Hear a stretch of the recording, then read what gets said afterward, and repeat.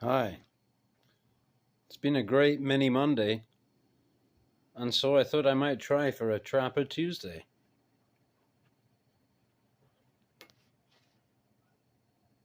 Let's do a little slow pan.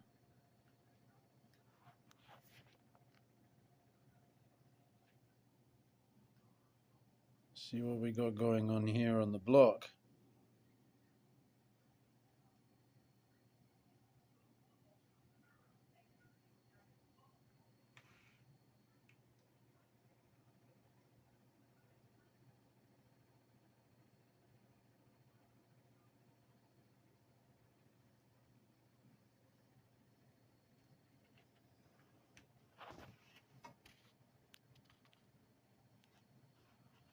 Should have given you a bit of this too.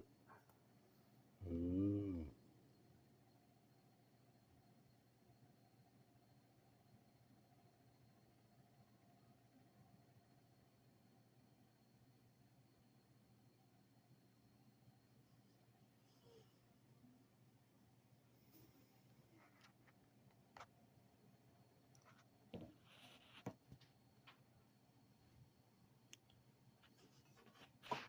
So I got a star of the show for today, although these are all very fine knives.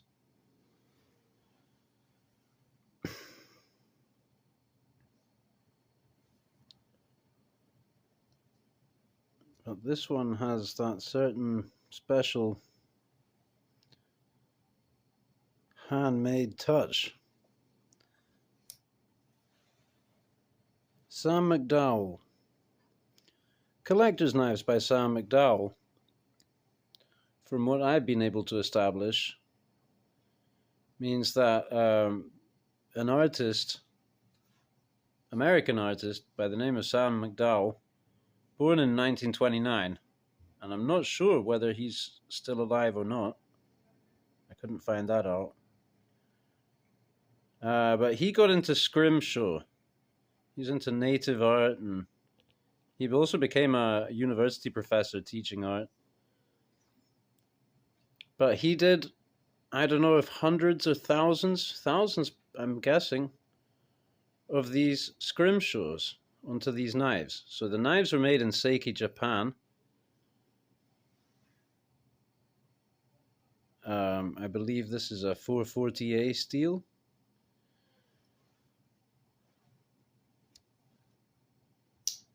And so I guess the bolster was done there.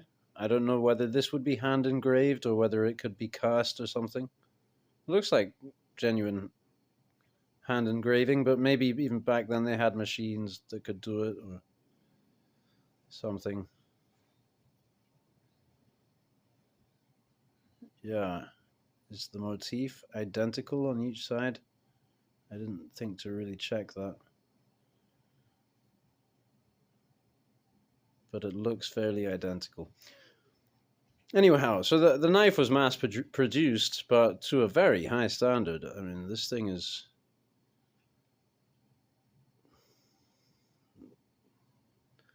really excellent on the fit and finish. And also the lockup is really good. Or, well, not, is this a lockup on a slip joint? Whatever. It's when the blade is in the open position, it has no side to side play, no back to front. The spring is fairly light, and it's not great on the snap, but it does work as it ought. And then the spade blade is beautiful, and even this side is beautiful without the scrimshaw.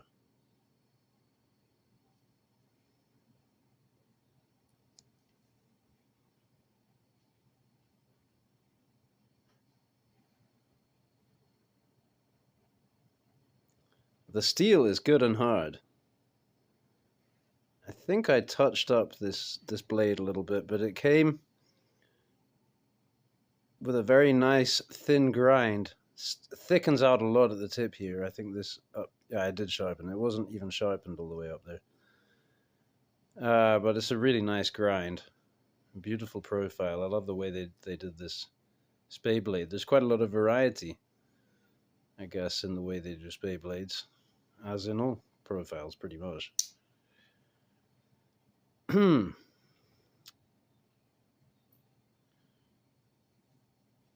So I did, I did do some sharpening, and the knife works well. I've carried it. I've enjoyed it. And it's a pleasure to present it to you. And here to accompany, I have some other trappers or alleged trappers. You know, maybe you decide on the last two. The classic yellow Delrin. Got a nice bit of patina on that one. I think this is the carbon steel, unless it's the CV. Must be CS, right?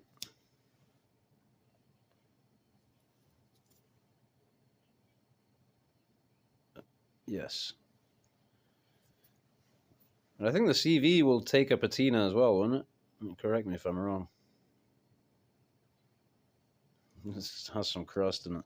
I don't know what. But it gets used.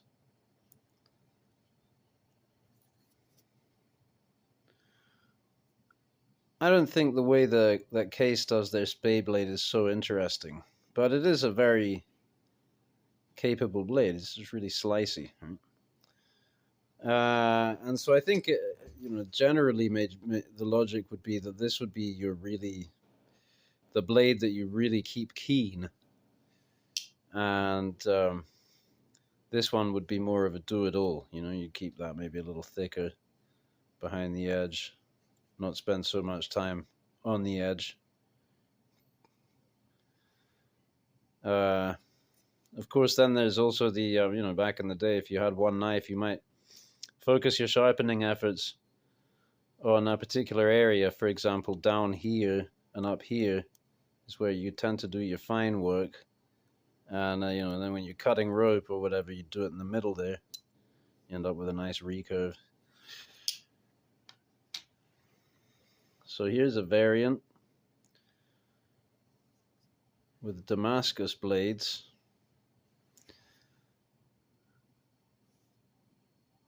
I'm not sure whether the scale color is really coming across well on the camera.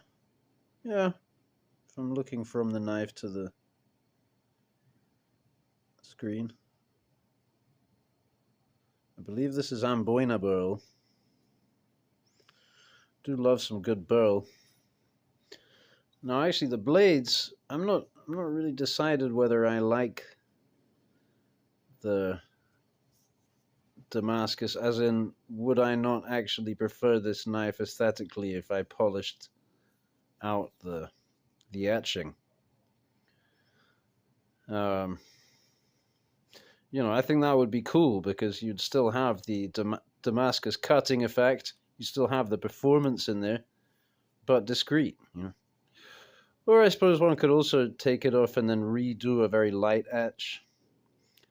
A little complicated also etching the blade once it's in the knife, but can be done, I guess.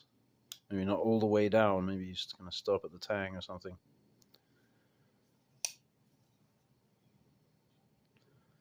So this one has also had some use and some carry, and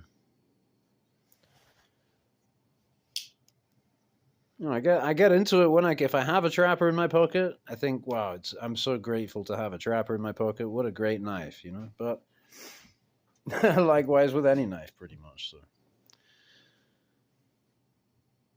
this is about the most recent acquisition. My friend Paddy Gerst told me about this one, gave me a heads up. The GEC Bayou Trapper. But this was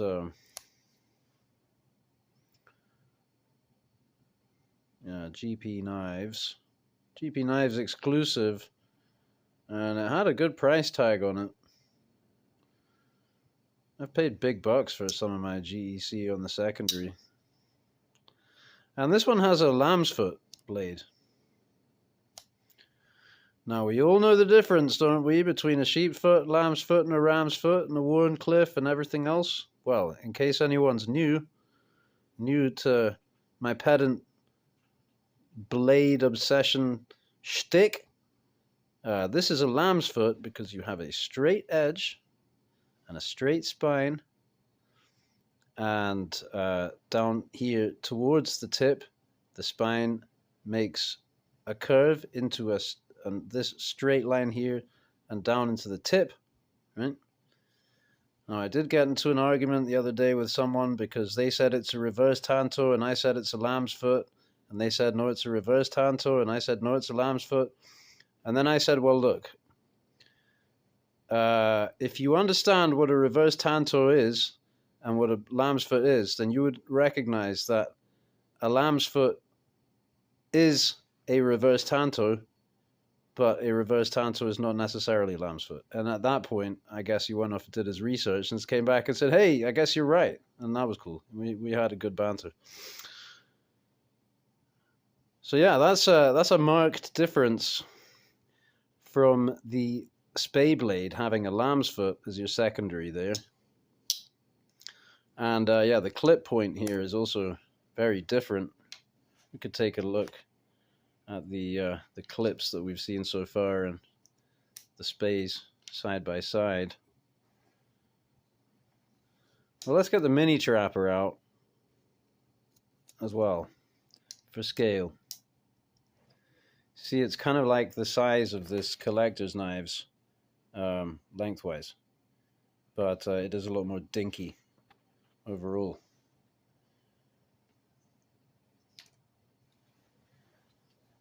Oops. So what's your favorite? Oh, they're all magnetically attracted to each other. I get that. I love you all too. So, yeah, what's your favorite?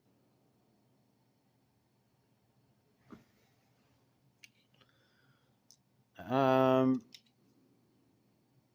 don't have that much experience with this one yet, but there's a lot of forward cant on it, aside from the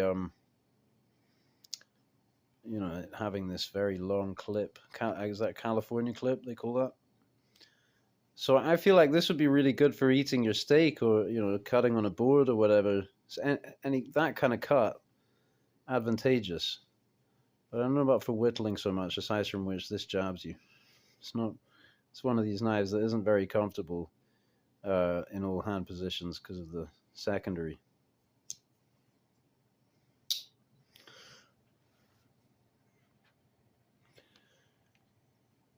Yes, my favorite, I think, is this one.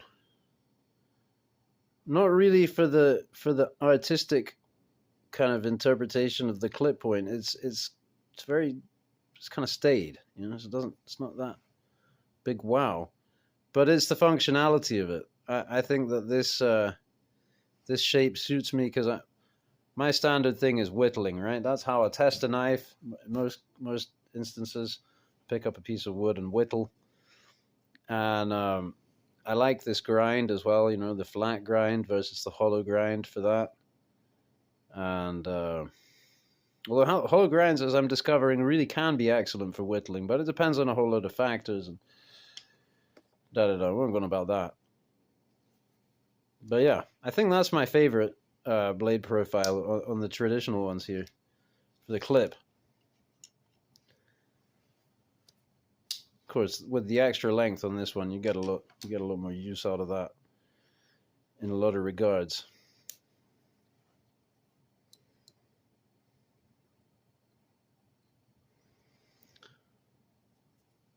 Amazing to think, though, and yeah, that this Sam McDowell, you know, he did each of these by hand. Must be still many thousands of them out there, and they are available on eBay and these kinds of places, and some of them go for really good prices.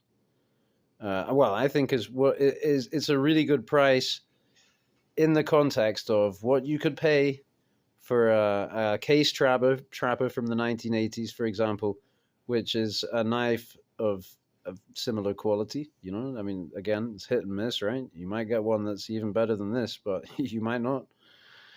And the fact that it is a unique piece of art, that's the thing. It's a unique artwork by a renowned American artist. And the knife is good. Function-wise, it would be a very good knife to carry around. You get all kinds of use out of it. For sure. So, here just to kind of wrap up, a couple of modern folders. And this one is called a Trapper.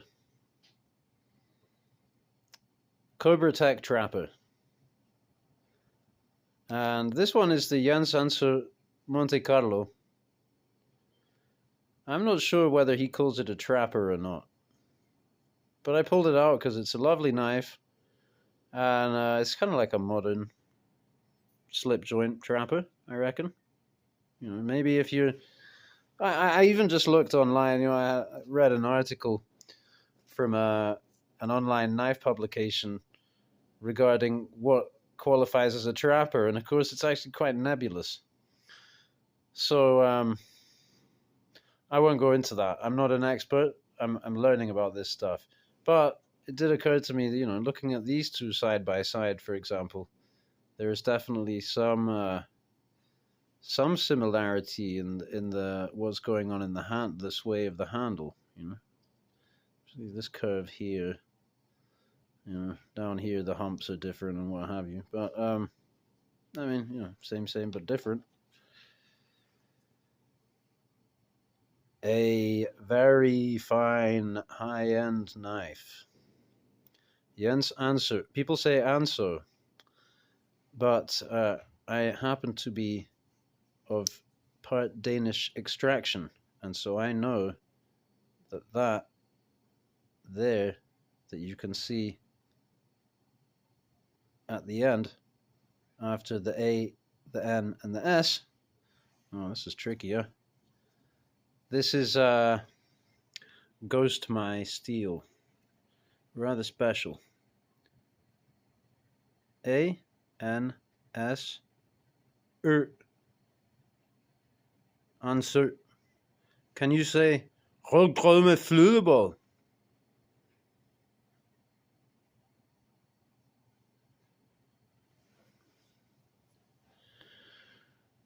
A ball detent slip joint with half stop. Linerless zirconium scales. Milled pocket clip. Reversible. Here's your little lanyard hole backspacer.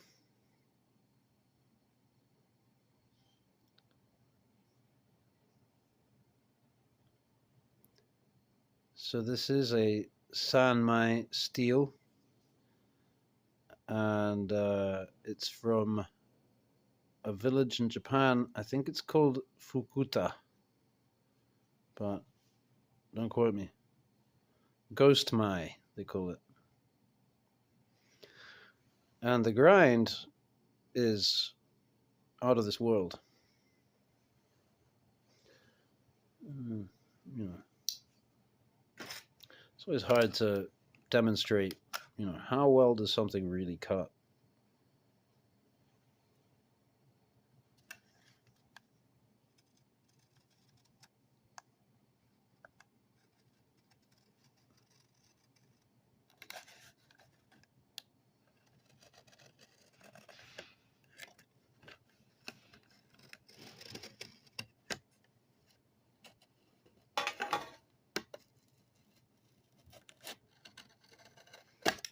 But that might be something of a demonstration anyway. And I had fun. Shout out again to Paddy Gerst. He loves this knife. He came to visit me and we went on a slip joint making course, and this was his favorite knife out of my collection. And I respect that. I mean, it's amazing. Cobra Tech Viper is a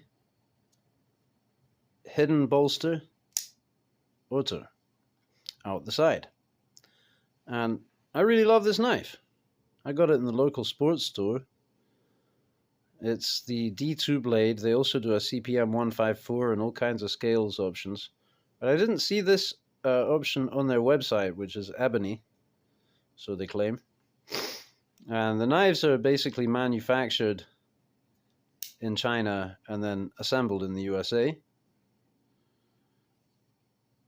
And I actually, for someone, for who?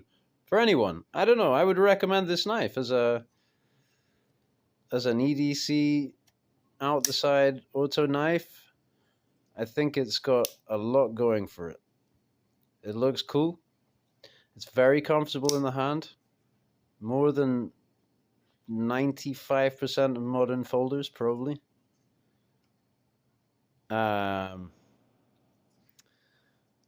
The action is snappy. Oops, I hit my shirt there. Didn't fail it though.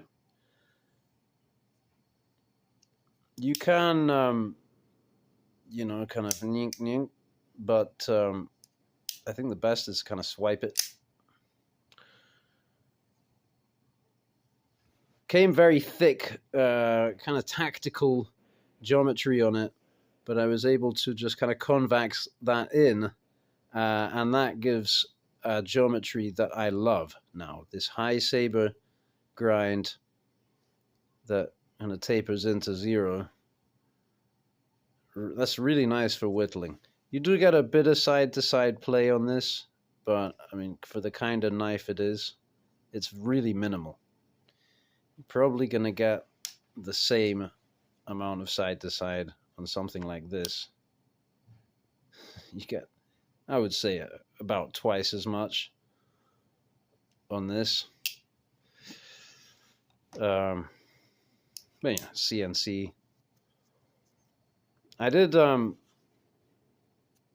get inside it to some degree one time. I had no idea how to, but Mr. Chip Valtakis informed me of that. That's how you get in.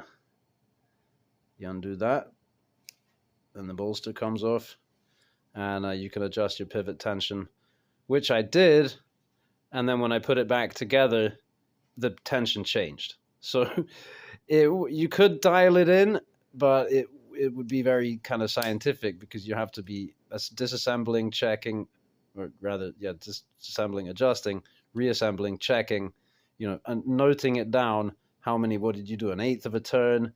Okay, I need to back it off 1/16 of a turn now. Oh, okay, that's really good, but maybe just go 1/32 in the other direction again.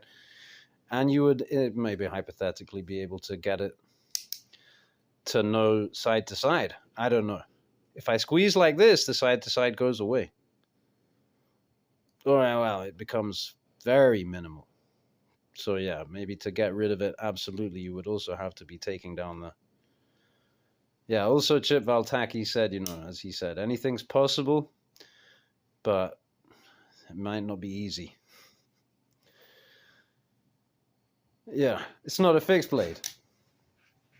Okay, wow, this turned into a really long video, so I can end it here. Thanks for joining me on this Trapper Tuesday. Hope you have a really good one, and I'll keep posting content. Bye.